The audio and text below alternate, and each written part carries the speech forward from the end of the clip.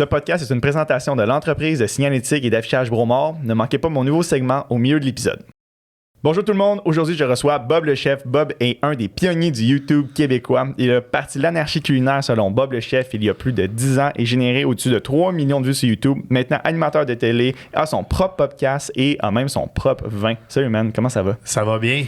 Je suis vraiment content que tu sois là. Dans ton intro, elle est super bonne, mais j'étais là avant YouTube. Ah ouais, on a mis notre première capsule web 6 mois avant que YouTube existe. Oh shit! Ouais, sur quoi ça? En fait, mon associé et sa femme, qui sont encore mes partners à ce jour dans l'anarchie culinaire, Mathilde et Alexis, j'ai salué. Il y avait une compagnie de production, Island Productions, ils faisaient des films de skateboard. Ah ouais. Le skateboard dans leur vie était sur le déclin un peu, et moi la cuisine est en pleine ascension. On se demandait comment on pourrait matcher. En fait, c'est des webmasters aussi. Ils faisaient des sites web pour des petites compagnies. Ils en font plus, mais ils en ont fait pendant un bout. Et c'est ça, de là est venue l'idée de faire Bob le Chef sur Internet. Un soir, Mathilde a dit on devrait filmer Bob en train de faire de la bouffe. Et ils ont mis ça en format QuickTime à l'époque sur leur propre site de skate, qui est un forum de chat de skateboard.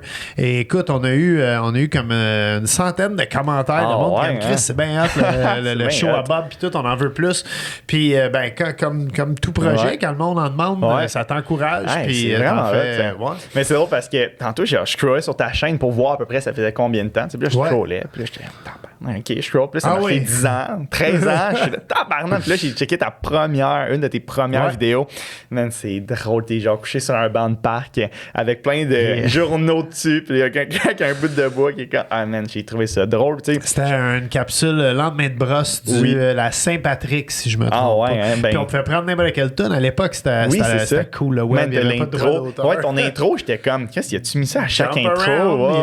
C'est fucking cool ça. Puis je me disais, tu regardes-tu des fois tes vidéos pour le fun, tes vieilles affaires? Non. Moins qu'avant. Peut-être une fois de temps en temps, je monte à mon gars des affaires que j'ai fait.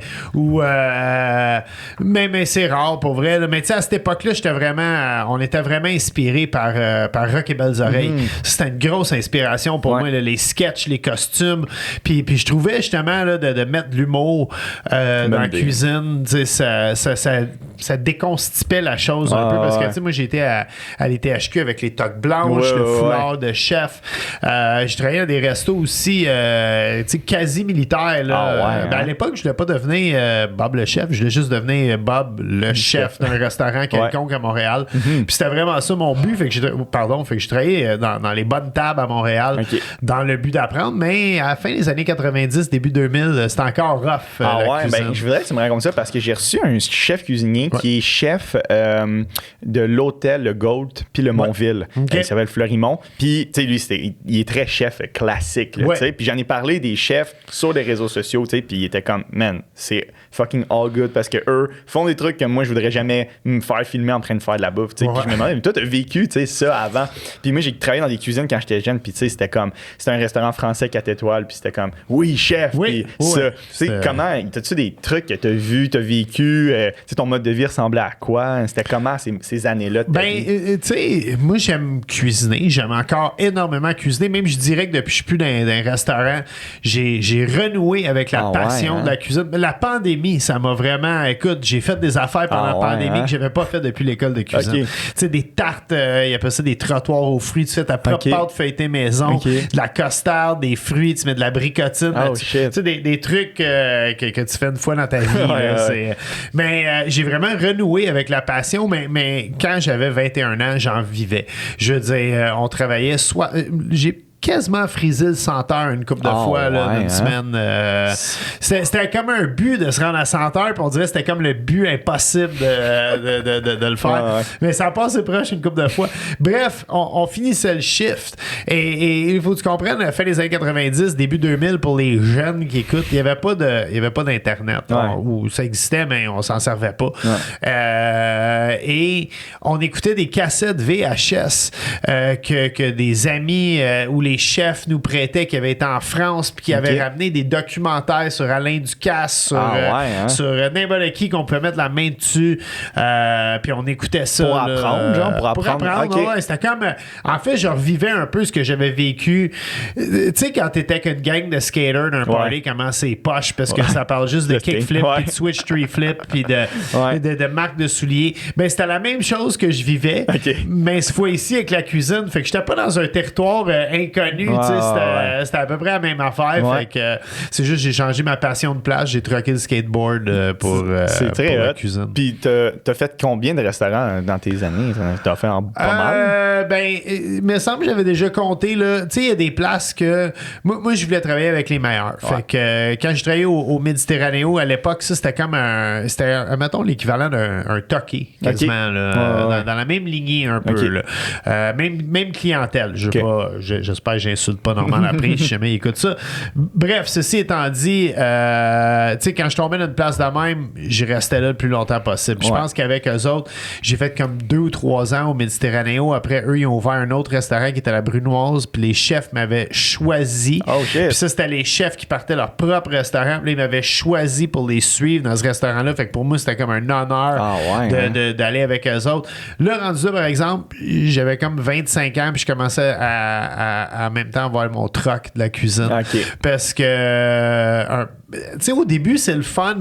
J'étais comme le premier de mes chums skaters à avoir un vrai job. Eux autres, j'étais le moins bon de la gang.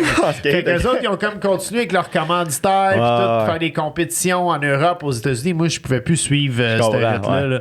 Fait que c'est ça. J'étais comme le premier à avoir un job, mais quand eux, ils ont comme commencé à lâcher le skate, puis s'en aller en construction, puis tout, chef, ils faisaient plus d'argent que moi. Il y avait les week-ends de congé, ils allaient camper, à la pêche, puis tout. Moi, je pouvais rien faire.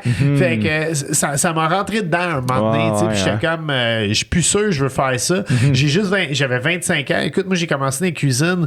Mon père avait un casse-croûte. Mes parents étaient divorcés, fait que je passais mes week-ends au casse-croûte. Après ça, j'ai commencé dans un Giorgio, j'avais 15 ans. Giorgio, pour ceux qui ne savent pas, c'est comme l'équivalent d'un Saint-Hubert barbecue, mais en version italienne. Ça n'existe plus. Mais, fait à 25 ans, ça faisait déjà 10 ans que je cuisinais.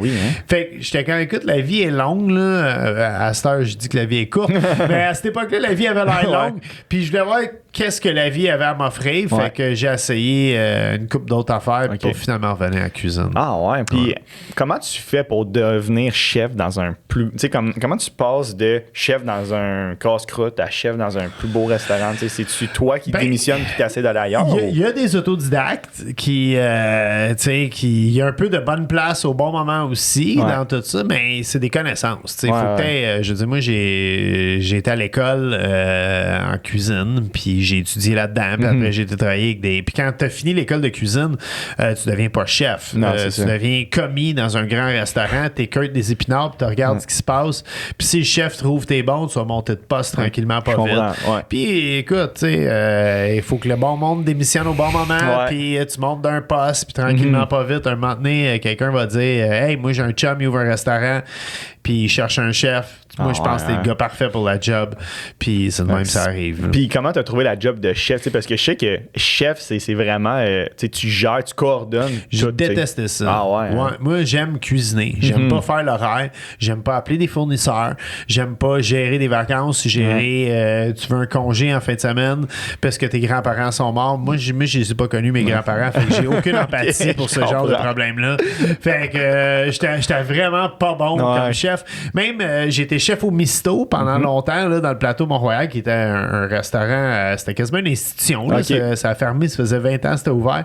Puis j'étais chef à peu près 10 ans là-dedans. Et j'avais un deal avec le sous-chef qui était Félix.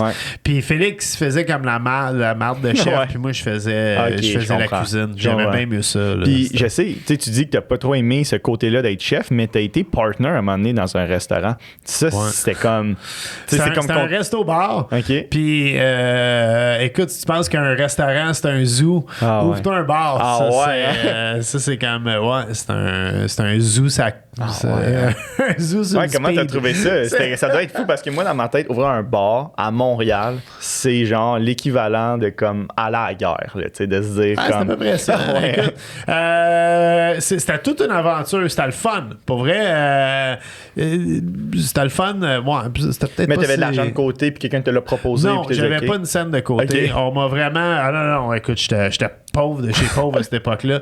Et non, écoute, le nom Bob le Chef commençait à être connu un peu. Il y avait comme un buzz autour de ça.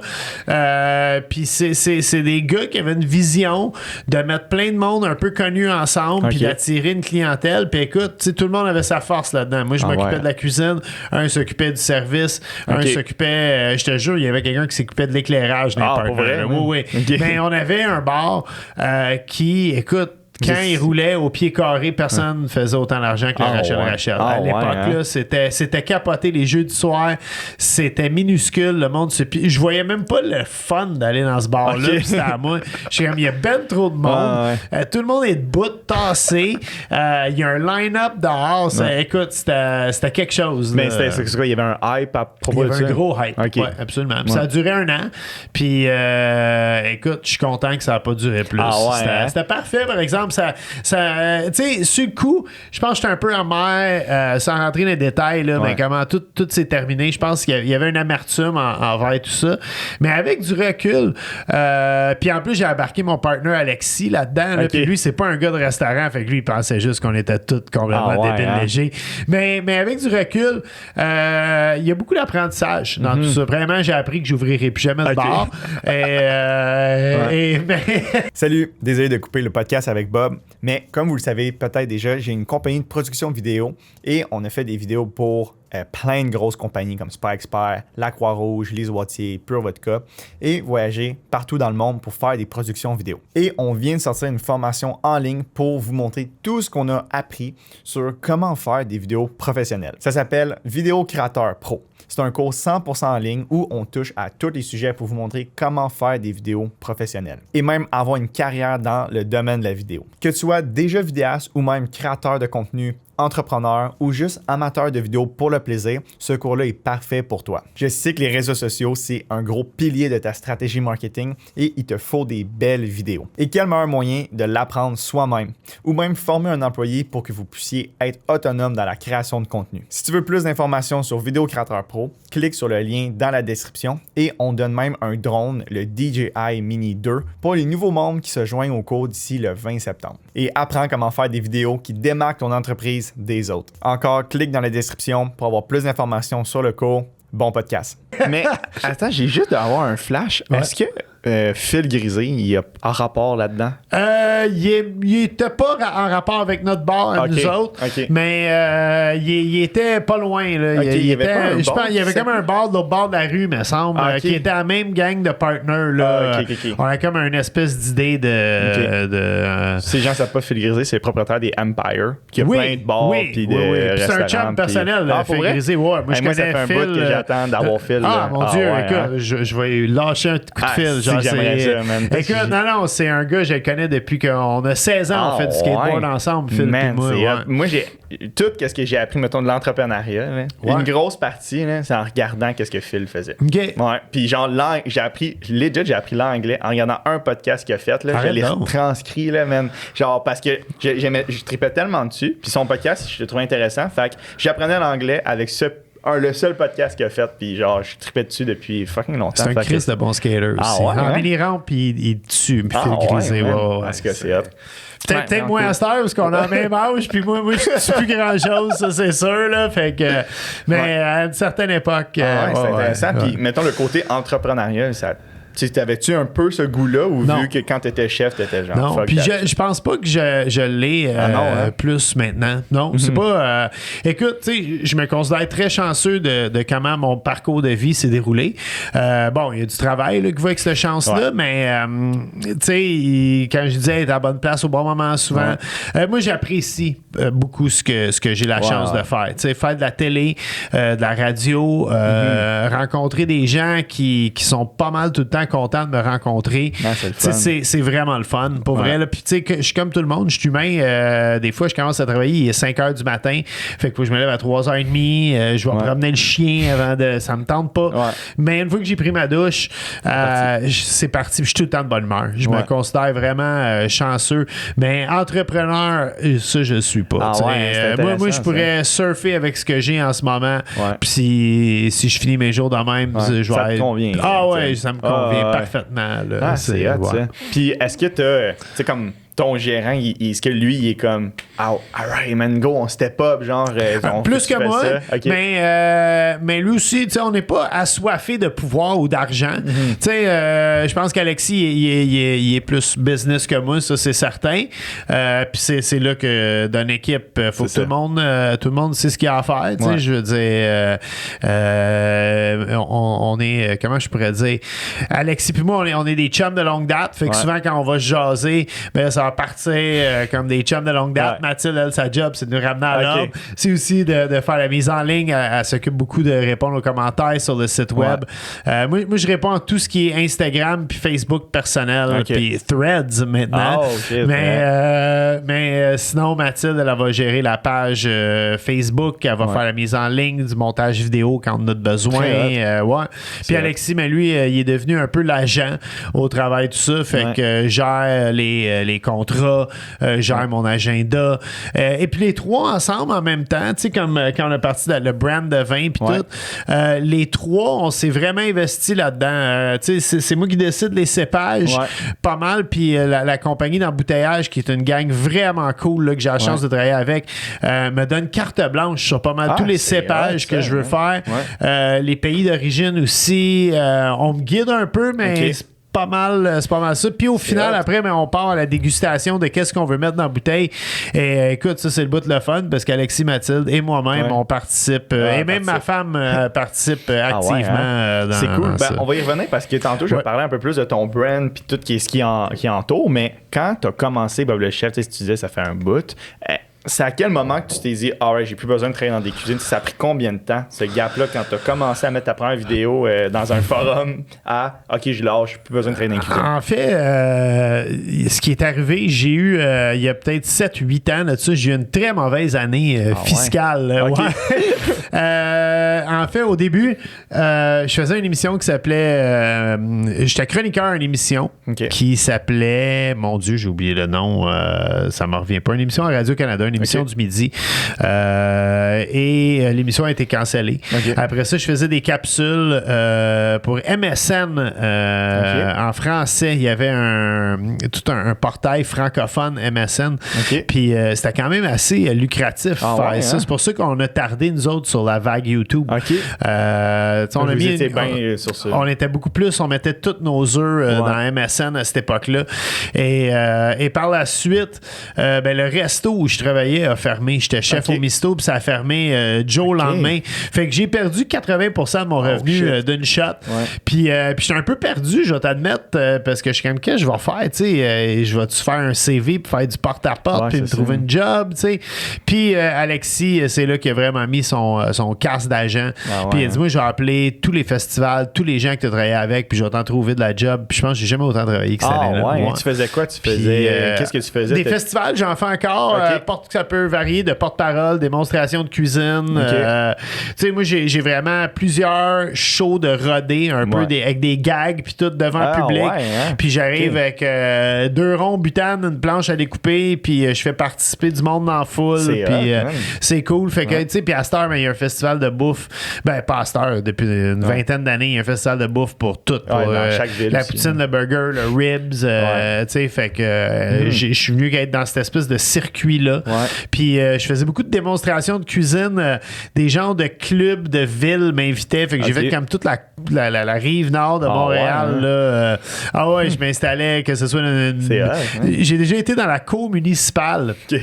où ils ont littéralement tassé les bureaux, puis ont mis une table en avant, puis les gens étaient tous assis dans le cours, puis il y avait beaucoup de monde, il y avait comme une centaine de personnes pour me regarder faire 4 recettes en direct pendant 45 minutes de temps. Mais c'est fait que c'est vraiment à ce moment-là que t'as pu vivre de comme, OK, ça fait en fait 18 ans qu'on fait le projet cette année, et ça fait 8 ans, si je me trompe pas, que je travaille plus dans les restaurants. OK. Puis tu sais, quand tu le faisais, là, à un moment donné, quand ça faisait, mettons, 10 ans que tu avais ton brand Bob Chef, mais tu travaillais encore dans un restaurant, est-ce qu'à un moment donné, tu avais fucking hâte de dire, je suis tanné de travailler ici ou non? J'aimais ça, travailler dans un restaurant. OK. Puis, je sais pas, je l'ai déjà compté, là, j'ai essayé de compter les mêmes histoires 2 fois, mais un moment donné, moi, j'habitais à Rosemont, puis je travaillais dans le plateau Mont-Royal, puis j'avais pas de char à l'époque. Ça fait à peu près 8 ans que je conduis. Okay. Puis, je marchais à tous les jours. Beau temps, mauvais temps, frette, pas frette, je m'habillais en conséquence, puis je marchais jusqu'au boulot. Puis, je longeais tout le temps la traque de chemin de fer qui sépare Rosemont du plateau. Et je me souviens là, de vraiment me dire que j'étais bien dans la vie, que j'étais content, puis que moi j'étais prête à vivre de même. Si plus me tombe dessus, ben tant mieux, mais si c'est ça que j'ai à vivre, c'est cool. Je veux dire, j'aimais ça aller au resto, j'aimais ça jaser avec les gars, ça me gardait jeune aussi. Il faut comprendre, quand t'as 15 ans, tu travailles dans un resto, t'es le plus jeune. Quand t'as 38 ans, tu travailles dans un restaurant, t'es le plus vieux. Fait que il y a quelque chose, ça me gardait jeune. J'allais au Fouf voir des shows de punk rock avec le plongeur le vendredi. Puis, non, je tripais. Là, puis je pense... Peut-être pas, là. Peut-être que je dis n'importe quoi aussi, mais je pense que si le Misto n'avait pas fermé, puis il serait encore ouvert, puis on me donnerait encore 2 chiffres semaine, parce qu'à la fin, c'est ça, je remplaçais le chef. J'avais un chef qui travaillait 5 jours semaine, puis moi, je faisais les dimanches lundis pour qu'il y ait une qualité de vie, puis moi, tu pouvais me laisser les clés du restaurant, je veux dire, il n'y avait pas de stress, c'est ça, je connaissais la place comme si c'était à moi. Fait que, tu sais, je pense que je le ferai encore 2 jours semaine. J'aimais vraiment ça. Du monde qui vont t'écrire genre, hey, moi j'ai un resto, viens-t'en. Oubliez ça. C'est hot, ça. Puis est-ce qu'un salaire de chef, tu trouves que c'est parce qu'on dirait qu'on en parlait beaucoup ces temps-ci dans les nouvelles, les salaires des restaurateurs. Puis là, comment les plongeurs sont payés 14$ de l'heure. C'est quoi ça? C'est ben trop nanana. Genre, un salaire de chef, tu trouves-tu que ça fait du sens pour qu'est-ce que c'est ou non? Ben, tu sais, comme tantôt, tu me parlais, tu as reçu un chef d'hôtel, lui, il doit être bien payé. Lui, c'est sûr qu'il est bien payé. Des chaînes d'hôtels, ça paye très bien. Même qu'un moment donné dans ma carrière, j'avais travaillé dans un hôtel que je nommerais pas. Puis le salaire était vraiment bon. Là. On était en 99, je pense que je faisais comme du 24-25$ de l'heure. Puis tu sais, full assurance dentaire. Puis une grosse chaîne de restaurants. Fait que si tu veux aller travailler à Hawaï, ben tu peux t'organiser pour faire des transferts puis aller travailler là-bas. C'est malade. Mais j'aimais pas la bouffe que je faisais. Fait puis moi, ce qui me stimulait dans la job de cuisinier, c'était pas de la transformation alimentaire. Je voulais faire, moi, je voulais créer des assiettes. Je voulais dresser des trucs. Tu sais, pas juste couper du prosciutto à journée longue, ça m'intéressait pas.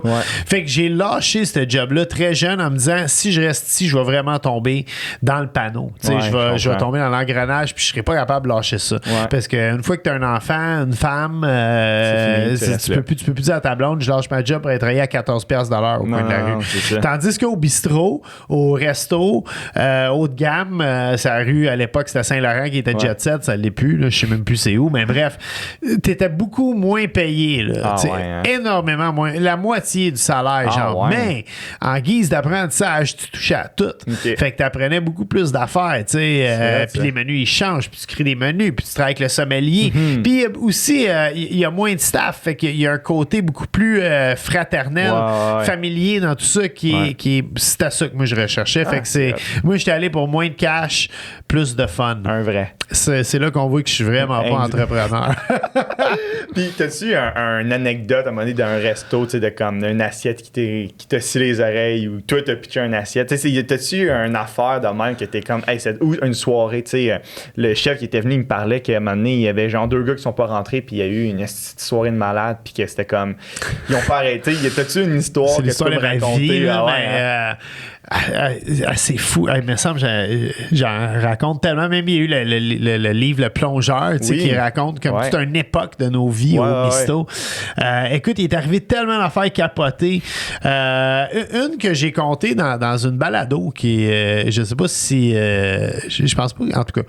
Je me souviens d'être jeune, puis quelque chose m'a donné la piqûre au restaurant. Je travaillais au Giorgio à côté du stade olympique et Pink Floyd venait au stade olympique. Il venait 3 soirs. Et moi, j'ai eu des billets pour le 3e soir. Je suis allé les voir. Et mon gérant m'avait supplié de ne pas y aller. Il était prêt à me racheter les billets. Ouais. Et j'étais là, écoute, le gros, dans 40 ans, je vais encore me rappeler que je me rappelle pas du show parce que, en tout cas.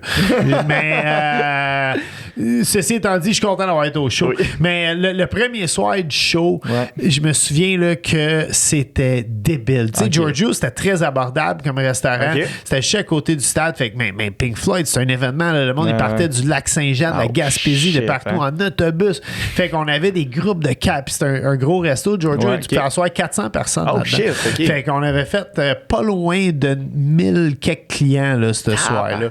Puis tout avant le show. Fait que du moment qu'on a ouvert à 4 heures jusqu'à 7 heures, tu sais, calcul qu'on a fait comme 400 clients de l'heure. Là. C'est insane. C'était quoi la nourriture là-bas?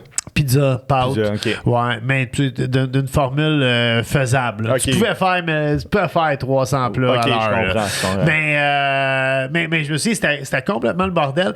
Puis c'était en même temps, si je me trompe pas, il y a comme un espèce de long week-end ou quelque chose qui était au travail, tout ça. Fait que déjà, on était pour être occupés.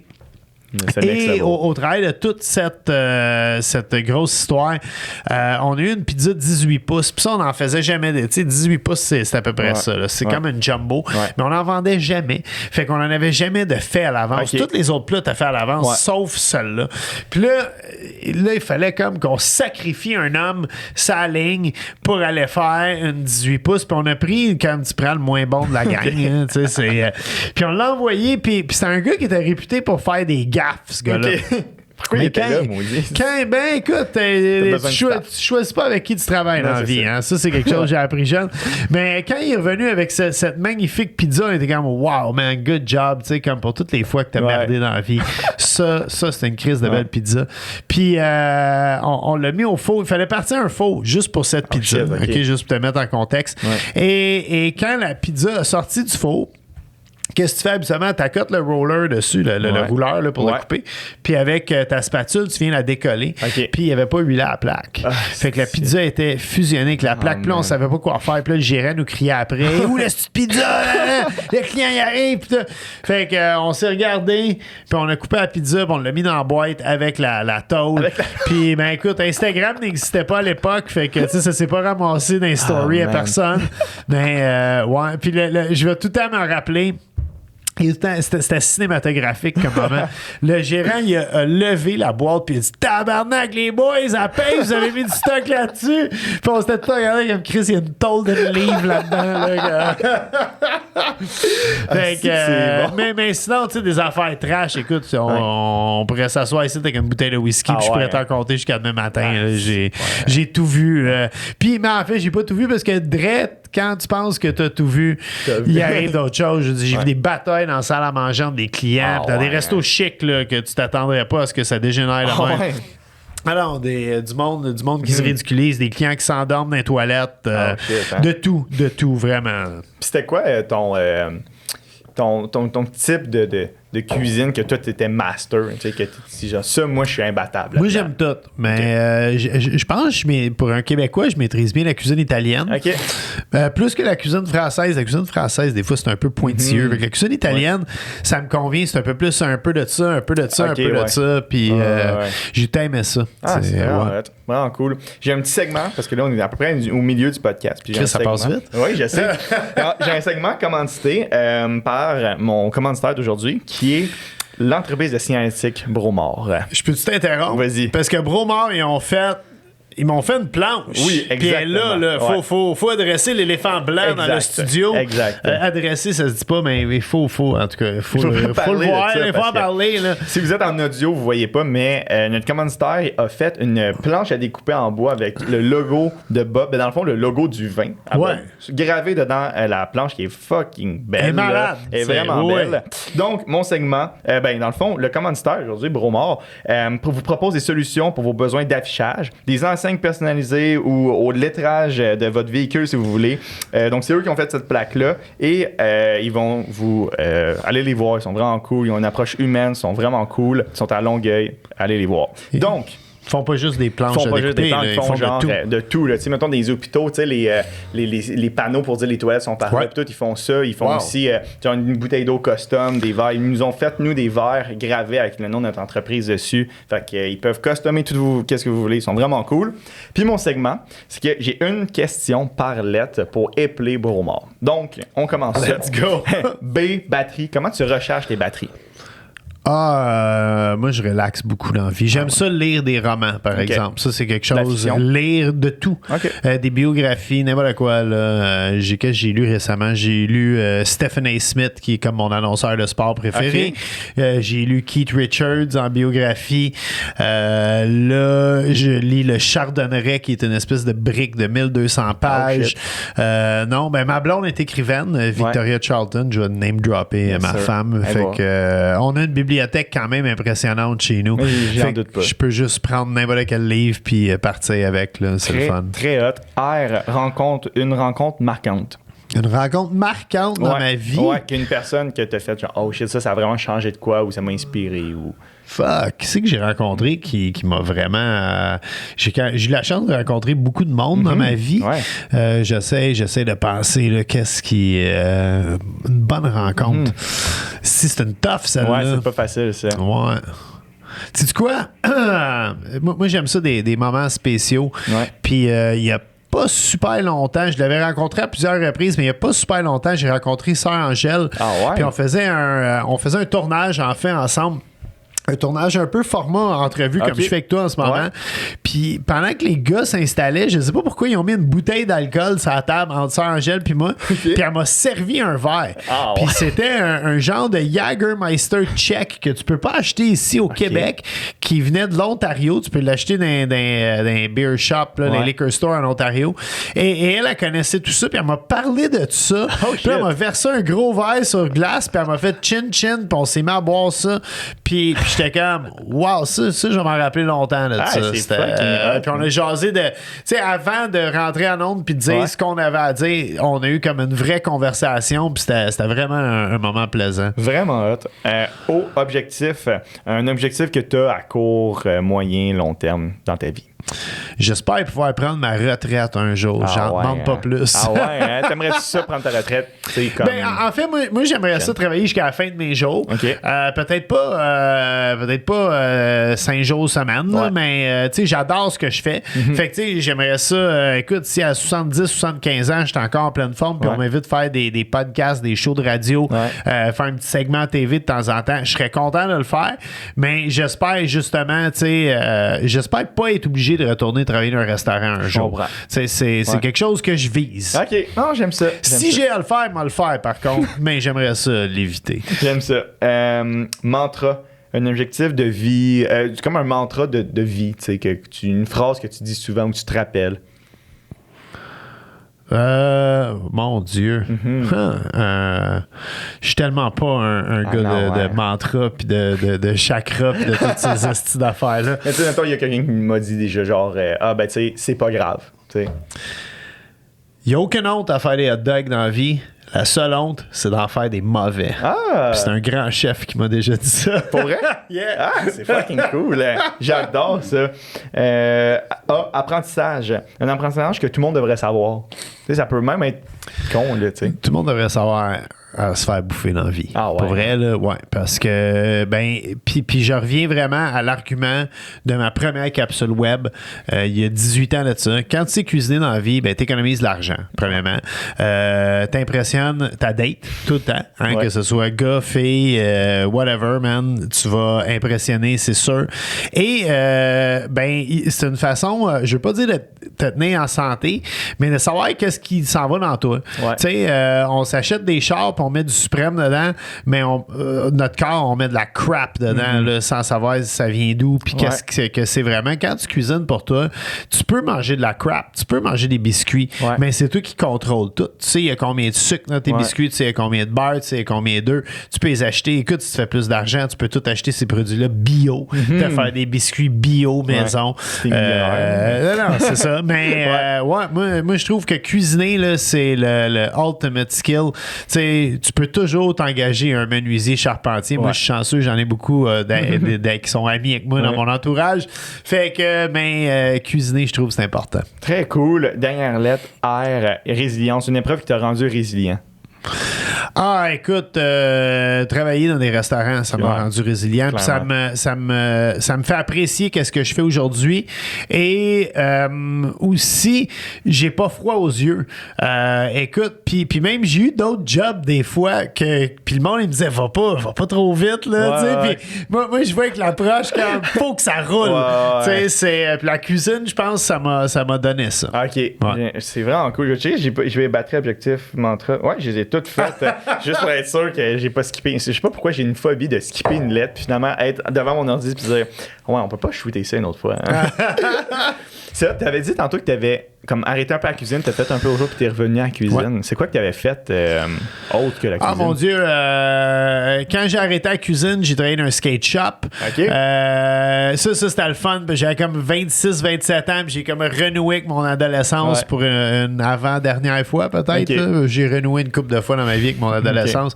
Quoi d'autre j'ai fait dans la vie? J'ai travaillé dans une firme de sondage pendant un bout. C'est shout-out à tout le monde au Centre de recherche contemporaine avec qui j'ai travaillé. C'était quand même vraiment le fun. Puis, mais c'était bizarre quand j'ai arrêté de cuisiner. Personne ne voulait m'engager. Tout le monde me disait, t'es cuisinier dans la vie, pourquoi tu restes pas en cuisine? Parce que je veux plus être cuisinier. Mais, fait que finalement, le métier m'a comme un peu replongé là-dedans. En fait, j'ai recommencé à travailler au Misto parce que une de mes amies sortait avec le gérant et elle m'a dit je pense que j'étais prête à me réessayer, voir si j'avais goût de recommencer. Puis elle m'a dit moi je pense place là c'est pour toi. Elle dit en plus tu sais quand je t'avais passé l'entrevue ils me l'ont dit, ils ont dit ici tu sais on veut pas payer l'overtime, fait que tu vas faire maximum 45 heures semaine. Après ça non ils traitaient bien les employés. Puis quand j'ai commencé Bob le chef peut-être comme 2 ans après avoir commencé là, le propriétaire de l'époque, il était vraiment down avec ça. Lui, je pense qu'il voyait quelque chose là, qui pouvait peut-être évoluer avec le restaurant un peu. Puis écoute, il a tout le temps tout fait là, que j'ai un horaire flexible pour... Fait que non, c'était cool tout ça. C'est vraiment cool. Puis tu parlais que t'étais pas entrepreneur. Puis on l'a vu avec tes objectifs de vie. Tu n'as pas besoin du manoir, puis tout ça. Mais tu fais que t'as beaucoup de projets pareils. C'est ça qui est ça. Puis ça, c'est une fibre entrepreneuriale, mettons. Puis ça se peut. Peut-être que j'allais un peu plus que je pense. Mais tu sais, je suis bien entouré au travail de tout ça. Ça, c'est très important. Écoute, je suis chanceux. Je fais en ce moment... J'anime 3 shows de TV en ce moment. Arrive en campagne, qui est comme mon gros show à TVA. En fait, je remplace Stéphano, il a fait ce show-là pendant 5 ans. Moi, je suis rendu à ma 4e saison. C'est une émission où j'amène des gens de la ville. Des gens de la ville, c'est pas nécessairement Montréal. Québec, Sherbrooke, Trois-Rivières. Des gens qui n'ont pas d'expérience en agriculture. Puis je les amène sur une ferme passer un week-end et ils vivent 100% l'expérience de l'agriculteur. Puis écoute, on fait des fermes d'élevage de porc, d'élevage de bœuf, des fermes laitières. Moi, j'adore les fermes laitières. Ça, c'est tout le temps mes préférés. Ou les bœufs aussi, c'est des gros animaux gentils que tu peux flatter. Puis c'est impressionnant de promener d'un troupeau. Tu sais, justement, j'étais allé en Abitibi il y a peut-être un mois là, de ça, tourné d'une des grosses fermes de bœuf bio au Québec. Et c'était hallucinant de me promener dans un champ avec 70 bouvions. Et ils se tassent tout. Ça s'ouvre pour tout. Puis ils te regardent. Puis jamais qu'ils te chargent, jamais qu'ils sont agressifs. Ils sont très curieux. C'est spécial pour vrai. Puis écoute, on fait ça. On fait beaucoup de maraîchers, des vignobles. On fait de tout. C'est vraiment le fun. Puis sinon, j'anime avec Hugo Girard. Je pense que c'était il n'y a pas longtemps. 3-2-1 Barbecue, qui est une compétition de barbecue Zest, qui joue à Zest et TVA aussi. Qui me fait penser à Barbecue Showdown, c'est ça? Le show sur Netflix? un peu, exactement. Et le dernier, dont le moindre, je participe à une émission qui s'appelle, en fait, je co-anime une émission qui s'appelle Pas de panique en cuisine. Puis ça, c'est un de mes shows préférés à faire. C'est une émission pour Ami Télé. Ami Télé, c'est un poste consacré aux non-voyants. Fait que c'est un poste avec de la description auditive. Et tu sais, quand t'es dans une chambre d'hôtel à 2h du matin, des fois avec un cocktail dans le nez, puis là tu tombes sur, mettons, Omerta, puis oh shit, c'est Omerta! Puis là tu te mets à aller. Omerta, c'est une émission de mafia du début des années 2000, là, pour ceux qui savent pas, moi j'aimais beaucoup ça. Puis là, oh shit, c'est Omerta! Puis là, c'est comme, Paolo Noël sort son fusil, il ouvre la porte. Pourquoi puis là, tu cherches le piton sur la télécommande pour comme arrêter ça. Tu peux pas, ça devient avec le poste, OK? Je co-anime cette émission-là avec une femme extraordinaire qui s'appelle Véronique Vézina. Elle a perdu la vue quand elle avait 28 ans, si je me trompe pas. Elle était cuisinière. Puis elle a décidé, elle, que son objectif dans la vie, c'était d'apprendre aux non-voyants à cuisiner. Fait qu'on arrive avec des recettes beau, bon, pas cher, des techniques simples. Moi, je suis obligé de cuisiner une recette à l'aveugle, donc avec un bandeau d'en face, pour vivre un peu la réalité de la chose. Et écoute, au début, on va se dire... je pense en fait c'est le premier show que j'ai vraiment co-animé par moi-même. Avec une co-animatrice bien sûr, mais que j'étais pas chroniqueur à l'émission, c'est ça que je veux dire. Et j'étais pas super bon. Véro, c'était sa première expérience télé, fait qu'il était pas super à l'aise non plus. Et là on a fait 6 saisons. Et écoute, on se taquine, on a du fun. À cette heure là, t'écoutes le show et ça n'a pas l'air d'un show pour non-voyants, ça a l'air d'un cool show de cuisine. Puis je suis vraiment fier de ce projet-là. C'est quelque chose que je trippe à faire. Puis l'équipe avec laquelle je fais, c'est la même équipe depuis 6 ans. C'est une équipe absolument géniale. C'est des professionnels de la télé. Là. Ils savent vraiment ce qu'ils font. Fait que c'est... puis il a fallu aussi que j'apprenne tout le langage du non-voyant. Faut que j'explique tout ce que je fais au moment où je le fais. C'est demandant, ça, au début. Non, c'est vraiment le fun. C'est hot. Puis je me demandais, tu sais, on dirait que souvent, moi j'ai reçu plein d'entrepreneurs, puis c'est tout le temps des entrepreneurs, je dirais, d'entreprises classiques. Tu prends un produit, ils vendent ce produit-là. Toi, t'es entrepreneur, je vais dire du web. Fait qu'il y a beaucoup de il y a beaucoup de c'est ton following qui vient driver, tu sais, beaucoup des choses que tu fais. Puis là, t'as parti tes 20 qu'on va parler. C'est quoi, ça peut ressembler à quoi des sources de revenus d'un entrepreneur du web, tu sais? Mes sources, ils viennent, tu sais, je pourrais... avant, je disais ça, mais je pense que je pourrais arriver avec juste la télé, mettons. Là, mais tu sais, je reçois, mettons, des chèques de TV, des chèques de redevance pour le vin. Après ça, je reçois... ton blog. Est-ce que ton blog... Oui, c'est vrai, ça donne un revenu. Le site web est vraiment en feu. Écoute, moi, on a vraiment, depuis la pandémie, on l'entretient. Des articles, il y a vraiment une section blog où je blogue tous mes voyages, les restos que j'aime. Moi, je suis pas une critique culinaire. Si j'aime pas ça, j'en parle pas. Mais si j'aime ça, puis je trouve que ça vaut la peine d'en parler, je vais être le premier à vouloir te donner un coup de main puis crier haut et fort que j'aime ton spot. Fait que non, c'est ça. Ça vient un peu partout, les sources de revenus, un peu de radio au travail, tout ça. Des festivals que je vais faire aussi. C'est quand même payant faire des démonstrations en public. Fait que... Puis quand tu vois, mettons, les gars sur TikTok là, qui font ils stackent des millions de vues sur des recettes, est-ce que ça te donne une idée de comme, hey, moi aussi je veux faire ça, ou c'est pas de quoi quoi qui t'intéresse vraiment? Ou... J'ai essayé de faire du TikTok pendant un bout. C'est très demandant. Ouais, c'est tough, y a beaucoup de gens qui chient souvent ces influenceurs puis qui disent c'est facile. C'est vraiment pas facile. Il y a un stress de création. Il faut que tu respectes l'algorithme. Ouais. Je dis pour pogner ce TikTok, faut que ça c'est comme une vidéo 2 jours, je pense. Moi, j'ai pas le temps de faire une vidéo 2 jours. Puis si je fais quelque chose, je veux que ça soit bien fait. J'ai pas le goût de faire quelque chose juste pour le faire. Puis à un moment donné, je pense que j'avais l'impression que c'est ça qui est en train de se passer.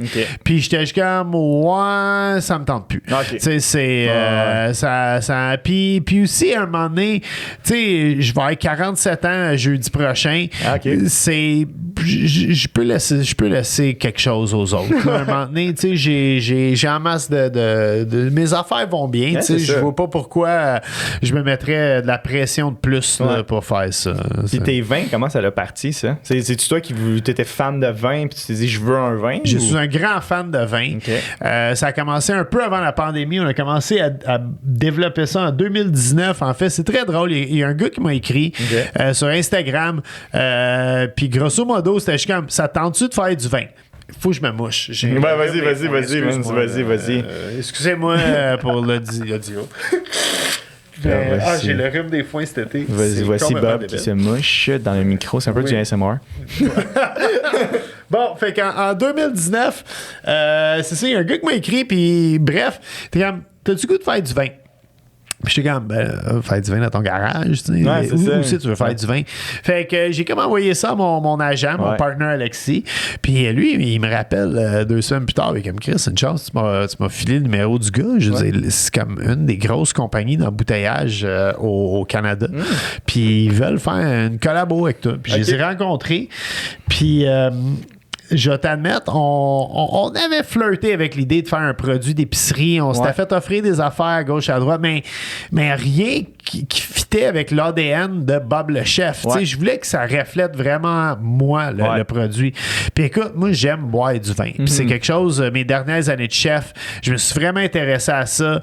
J'ai une petite cave à vin chez nous. Il y a peut-être 40 bouteilles dedans. Faut pas virer fou. Puis aussi, je pense que tu as arrêté de boire de la bière, hein, je pense. J'en bois encore, mais très modéré, ça me gonfle. En fait, je peux plus en boire comme je faisais avant professionnellement, c'est fini ce temps-là. Mais tu sais, l'été, quand il fait chaud, tu sais, une petite frette sur le balcon, mais maximum une. C'est ça mon quota. Ouais, je suis beaucoup plus dans le vin. Ça m'intéresse beaucoup. Il y a de la géographie, il y a beaucoup d'histoire là-dedans, fait que j'aime bien ça. Puis, on les a rencontrés, les gars. C'est la compagnie qui s'appelle Station 22. Et les gars sont absolument géniaux. Gars et filles, là, on intègre tout le monde dans ça. Toute la team. La gang. T'as-tu vu le sketch, man, de... c'est quoi cette émission-là déjà qui sont genre... tu sais, c'est toute une émission à sketch, là, puis ils sont genre... la gang. C'est comme, pourquoi tu as appelé ça la gang? C'est sexiste. T'as-tu vu ce sketch-là? Non. Ah, man, faut aller voir ça. Tu sais, c'est drôle. C'est Arnaud Soli avec... Non, c'est un sketch télé, en tout cas, man. Si les gens vous savez comment c'est drôle. Envoyez-nous le lien, s'il vous plaît.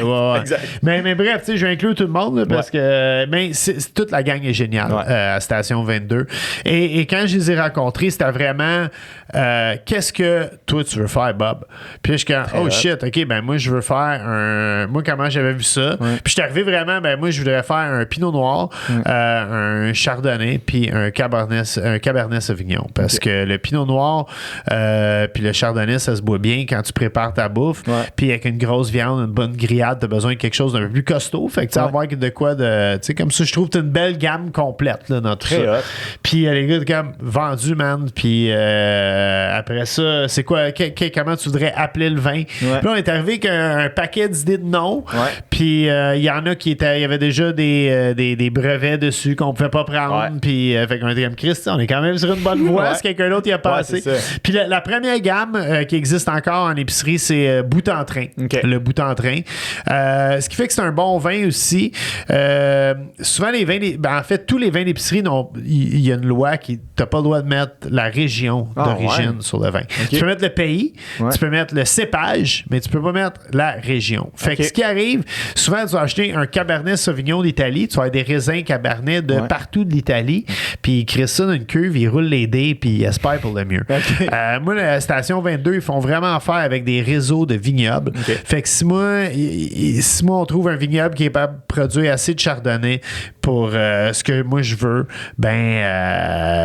puis il est bon à notre goût. Fait que tu sais, ils nous ont proposé, je pense, 6 Chardot, 12 Pinot, puis le Cabernet, il y en avait beaucoup. Bref, on a pris une bonne brosse, puis par processus d'élimination, on est arrivé à décider collectivement ce qu'on voulait mettre dans les bouteilles. Puis écoute, ça a eu un succès monstre. Vraiment. Non, écoute, je m'en cache pas. On frise la plupart des mois. En moyenne, on est autour de 25 000 bouteilles par mois. Fait qu'on est vraiment fiers de ça. Puis moi, je pense que c'est un vin qui est abordable. Il est souvent spéciaux. Il est facile à trouver. Il est dans 2500 points de vente. Puis, écoute, il est bon. C'est un beau produit. Fait qu'ils ont décidé d'y aller. Puis je t'en ai amené 2 bouteilles aujourd'hui. Ça, c'est le petit nouveau. Puis c'est plus à saveur estivale. Mais on le sait qu'au Québec, on fait du barbecue 12 mois par année. Fait qu'il va être encore là tout l'hiver. C'est le barbecue à Bob. On a le Pinot Grigio qui est bon avec poisson, légumes, puis tout ce qui est préparatif du grill. Donc pendant que tu chauffes tes briquettes, mets ça dans le congèle une petite demi-heure avant de le boire. Ça va être super bon. Puis un Cabernet Merlot qui est vraiment un vin tout-terrain. C'est vraiment le fun. Tu peux boire ça avec des grillades. Mais cet hiver, je me suis retrouvé parce qu'on en reçoit des bouteilles avant qu'ils sortent en épicerie. Puis, écoute, j'ai bu une caisse promo cet hiver. Non, c'est un bon petit vin qui se boit tout seul. Puis même si c'est un rouge, la part des rouges, tu veux tout le temps mettre un petit 20 minutes au frigo avant de les servir. Question là, de qu'il soit pas trop chaud. C'est pas agréable, un vin chaud. Puis comment ça fonctionne, le deal? Avant de parler de ça, je voulais juste savoir, je voulais te dire, si, des fois, quand il y a des gens qui mettent leur nom sur un produit, ça marche, mettons, 2 mois, puis si c'est pas bon, ça s'arrête. Mais si tu continues à en vendre autant chaque mois, c'est clairement parce que le monde aime ça. Écoute, les commentaires sont là. Je reçois des courriels, des messages privés sur tous les médias sociaux. Le monde y aime le barbecue à Bob, il aime le bout en train. Le bout en train, c'est vraiment, je pense, devenu quasiment une habitude de consommation. Les gens, ils le mettent dans le panier. C'est le vin. Puis tu sais, on est vraiment fiers là, de ce projet-là. Puis comment ça marche? Est-ce que vous avez dit c'est 50-50, c'est une méthode de vente? C'est compliqué. La SAQ, c'est eux qui chapeautent tout ce beau projet. Fait que c'est eux qu'on split l'argent avec eux autres, les embouteilleurs, les épiceries, et il y a nous autres à la fin de la chaîne. Mais ceci étant dit, c'est pas des millions, mais ça paye le loyer, puis on est vraiment... Moi, je suis vraiment content. Je suis vraiment content. Ça donne aussi l'idée de peut-être développer d'autres produits. Là, on dirait que ça m'a comme donné... Tu sais, tantôt, je disais que je n'étais pas entrepreneur. Oubliez tout ça. Je vais conquérir le monde. Il est au cash, non, mais on a peut-être d'autres idées de projets à venir. C'est encore très embryonnaire, fait qu'on n'en parle pas. Mais qui sait, il y aura peut-être une gamme un jour à l'épicerie. Là. Très hot. Parce que j'ai reçu Geneviève de Sushi à la maison. Puis elle en a maudit les produits. Puis ça, je pense que c'est comme la face d'IGA, côté poisson. Je trouvais ça hot, c'est ce business model-là de juste dire genre, je conquéris la poissonnerie. Je trouve ça quand même cool. Vraiment nice. Je pense qu'on est rendu au dernier segment de mon podcast que je fais avec toutes mes invités. C'est 3 questions un peu plus interactives. Ça, c'est un jambe, là. Non, tu peux laisser là, c'est cool. Est-ce que j'espère que... Check, je vais les mettre dans ma shot. De chaque côté. De chaque côté. Le logo. Exact. C'est qu'on est bon. OK. Donc, la première question s'appelle la question parfaite. Si tu pouvais t'asseoir avec 3 personnalités, morts, vivants, pour une soirée, ça serait qui? Wow, ça c'est fou. Mort ou vivant? Ouais, n'importe qui. Tu pourrais dire des gens. 3 personnes. 3 personnes. Chris, 3 personnes, c'est beaucoup. Il faut pas tout en même temps, par exemple. Je devrais savourer. Mettons, tu peux faire 3 soupers. 3 soupers. Michael Jordan. Alright. Yo, c'est Michael Jordan. Je suis un fan de basket. Okay. C'est certain que. Sinon, mon Dieu. Qui c'est que j'aimerais. je lance l'invitation à Igor Brotto, mon prof à l'ITHQ. Okay. On se dit tout le temps qu'on va souper ensemble, qu'on va aller à la pêche ensemble, puis on n'a juste pas le temps de le faire. Et c'est mon mentor ultime. Là. Le peu de rigueur que j'ai dans la vie, c'est Igor qui me l'a donné. Je sais pas s'il savait, là, mais c'est vrai. Puis c'est un Chris de bon gars. Puis il y a une belle histoire là, parce que on était sa première cohorte quand il est arrivé de l'Europe, puis il s'est mis à enseigner à l'Institut de tourisme d'hôtellerie du Québec. Puis il était, on l'appelait Igor le Terrible. C'était un tortionnaire, pour vrai. Il m'a déjà donné un coup de pied de cap d'acier dans les tibias, puis j'ai brûlé ma sauce tomate. Mais ceci étant dit, on est devenus des Christy de bon chum. Et quand je passe à l'ITHQ, j'essaie tout le temps d'aller le voir dans sa classe ou aller passer à son bureau, le taquiner un peu. Ben, let's go, faut faire le souper. Il faut faire ça. Une dernière personne. Une dernière personne avec qui j'aimerais aller souper. Wow, si je suis tellement je suis excité, j'ai comme le choix de tellement de monde. En fait, je vais aller pour un groupe. Je pense que j'aimerais souper avec les Beatles. Oh, ouais. C'est la première fois que quelqu'un dit ça. On pourrait aller au nouveau magasin de champignons magiques, puis ça pourrait être une soirée sympathique. Très hot. Ouais, ça va être 3 méga soirées. Ouais, mais ça. OK, donc j'ai des questions rapides. Tu réponds le plus rapidement possible. Je suis pas bon dans les affaires rapides, comme vous avez pu voir. Ton projet le plus marquant? Bob le chef. Dans la culinaire. Le plus bel achat de ta vie? J'ose pas le dire. Je suis gêné. Ouais, mais décapotable. C'est hot, man. Ouais, je l'assume cool. Pas, on dirait. Mais c'est hot, là. C'est... Man, avec la musique, tout. Un rêve secret? Un rêve secret? J'aimerais ça en Corée du Sud avec ma blonde. Ah, nice. Ouais, c'est quelque chose que j'aimerais vraiment faire. Vraiment cool. Ta meilleure habitude de vie? Le jogging. Ah ouais? Ouais, je cours beaucoup dans la vie. Puis ça, même quand je faisais la fête, une espèce de yin et yang, qui me donnait une stabilité. Puis je le fais encore. Je le fais peut-être un petit peu moins. J'ai déjà couru un marathon, mais ça va faire 10 ans là-dessus. J'aimerais ça en faire un autre, fait que faudrait que je m'y mette. Là. Très cool. Dernière section, under ou overrated. Tu me dis si quelque chose est underrated, ça veut dire que les gens ils trouvent ça pas assez cool. Mac and cheese. Overrated. Ricardo. Ricardo, il est juste cool. Il est juste cool. Point. Il est en plein centre. Du popcorn. Moi, j'aime ça du popcorn. Underrated. Drake. Je l'aime, Drake. Mais tu sais, il est ça à la ligne. Là. Il est comme Ricardo. Il est pas underrated. Là. Non, je veux dire, Chris, il pourrait acheter à la ville. La boxe. La boxe, j'adore ça, man. Moi, je suis beaucoup plus boxe que mixed martial arts. Moi aussi, il y a un art dans la boxe que j'aime beaucoup. Là. C'est underrated, absolument. TikTok? Moi, ça me dérange pas. C'est ni un ni l'autre. Properly rated. Le Canadien de Montréal. Man, ils font pitié ces temps-ci. C'est un peu overrated. Hein? Remplir 21 000 personnes. Ouais, mais ils perdent leur lustre. Hein? Cette année, ils commençaient à faire des spéciaux pour les cégepiens, les universitaires. Je pense que c'est comme 50$ le billet, puis t'as un hot dog gratuit ou une bière gratuite si t'es adulte. Ça fait du sens. Là, à un moment donné. Tu peux pas perdre chaque game puis dire non, c'est 150$. On n'a pas gagné depuis 1993. Ça fait 30 ans de ça. Il y a une génération complète qui ne savent pas que le Canadien... Je sais pas. Ben, c'est ça. J'ai jamais vu Canadien gagner. Bon, c'est ça. C'est terrible. Là, je veux dire, fait que t'as pas cette espèce d'appartenance à une dynastie. Puis tu sais, il y a beaucoup d'autres choses qui se développent. Tu sais, moi, je suis allé voir justement, on a un club de basket à Montréal. À l'Alliance. L'Alliance, justement. Il y a le club de soccer. Tu sais, c'est des belles sorties qui sont bien moins dispendieuses. La dernière fois, je suis allé voir le Canadien. On s'était assis dans les rouges parce que j'ai un ami qui vient de l'Europe, ça faisait 20 ans qu'il n'était pas venu au Canada. Puis on s'est dit, gars, il va aller au Canadien. On ne l'amènera pas à Stine Bleacher. On s'est acheté des billets dans les rouges. Puis on les a achetés d'un scalper. Et c'est gênant à dire, mais ça a coûté 700$ à aller au hockey pour 3 billets. Puis c'était contre Vancouver. Puis c'était comme un esti de match plate. Puis fait que c'est ça.